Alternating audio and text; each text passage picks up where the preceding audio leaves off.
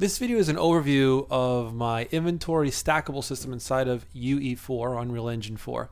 And if you ever wanted to create a stackable inventory with pickup items that you can easily create and then easily modify very systematically, this is probably right for you. So let me kind of give you a demonstration of what it is. Basically, you have the third person blueprint, or you could do a first person. You have the pickup item itself that you can change. Much like UE4's basic tutorial they have, and you can press I to bring out your inventory. You can add as many slots as you want very easily, and there'll be some training for how to do that. And each time you go over a resource, it comes up as the name, as you see there. So if I add this and then I add food, now you have 2. And now if I go to the resource and I pick up that, it adds 2 in there, so it has numerical values over the inventory system. Now, what's really cool is if you click on it, you can use the item itself. So you can eat the food, and it adds energy, health, and mood. Now, this is similar to Unreal Engine's basic tutorial of an inventory system using UMG, but this is added on from that to create a inventory system that allows you to stack items. Use them, drop them. Also, you can see it drops there, and you can use them, but it moves over the item itself, so it's all organized and it's easily able to grow and build a little bit larger. So you can drop them items, you can pick them up, keep on stacking them in there. So it's a systematic system. It's very systematic the way I built it. And I can show you an overview of the code so you can see what's going on there. But let's see here. So the first thing I wanted to do was, if you notice, I created a pickup system that has a parent, and you'll see the pickup resource. From here, you can right click and create a blueprint based on this. And what this does is, if you have 100 items inside your level, this will allow you to basically change this item to do whatever you want to do. So if you want to change some of the triggers for it, it would change for all the items that you create, all the child blueprints, rather than have to go through 100 items and change it manually. This would, if you change this would change all your child.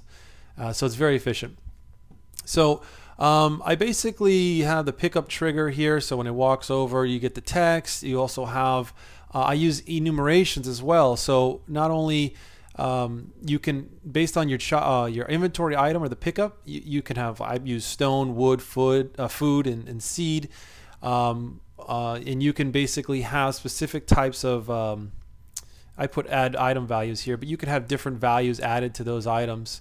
Or if you wanted, for example, this adds health, mood, but if you wanted to, for wood, like create a different type of mechanic, you could do that by using the enumeration. So I try to separate the pickup items based on enumeration values.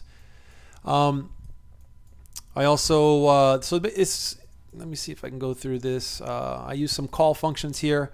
So allows my character to use a pickup item event, which is a custom event. And so I also set up in a very nice structured function where you can add a new item or you can insert an item. And I also have a macro. So if they want to pick up an item, you first check if the inventory is empty. If it is, you add that new item to the inventory. If it's not empty, you insert the item. And you got to make sure it's in range, which it says here. I use some cool logic for adding the new item. It's pretty simple. We're using the inventory struct, and that basically passes over, and then we just add some quantity stuff to it. And then we have we set the array, because this is 4.7 right now, and you can set the array. That's how I figured out how to add to the inventory struct. And then we have where we hide the item and refresh the inventory. So after it's added, we want to hide the item and then refresh the inventory. So it shows a different picture. Now, if there's a little bit more logic involved when you insert an item, and when you insert an item, it goes through a loop where we check if all slots, we check if there's the same item in the slot, and if there is, basically we check the class of that item, the item type, which is using the enumeration, which is pretty cool. And if it is, if it's the same item, we just add 1 to the quantity, as you see here.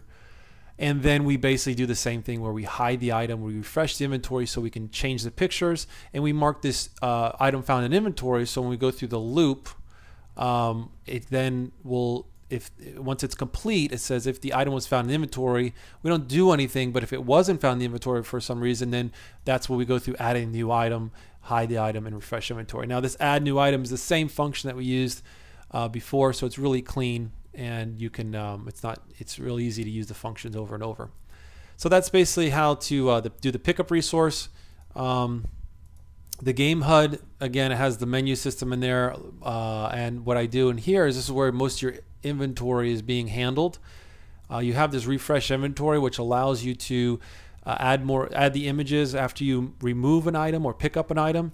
I have an array of the slots into the array, basically the slots 0 through 9. I have 10 slots right now, and that runs through, and I can either, based on the item itself, if the quantity of that item that we just picked up is greater than 1, then we go ahead and set the slot image of that item image, and we do some other stuff here, which is basically we make sure we do this once where we make sure we know what button was clicked. So this handles all that. I have some inventory button was clicked information here, so when we click on the button we know which inventory slot it is, so we can use that later. I also have a cancel button, so this is basically all the action menu stuff, and then drop button, I have some other cool stuff, and you see it's very neatly put into functions, so we can replicate it later on, or I just like to keep the code clean.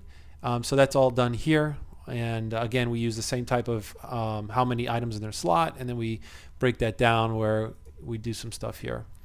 So that's when the drop button is clicked, and when the action button is clicked, we use enumeration again, so we can set up different actions for different items. So for example, I have stone, food, wood, and food, but later on when I want to create seeds, I can plant them. I'll have a different action for that. So that's how it's basically an overview, a very broad overview. I'll have more in-depth training for anyone that purchases the code, but that is an overview so you can see the code, how clean it is. It uses a lot of functions and stuff like that. But again, just to kind of see last point here, it's a real easy system to use.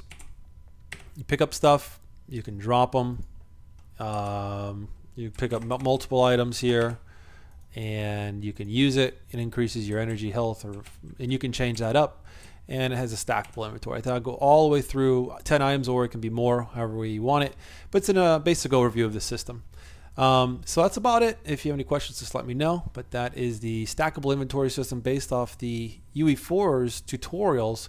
But now you can stack the items, and you also have pickup items that are used, that you're allowed to use child blueprints off the parent. So it's pretty cool.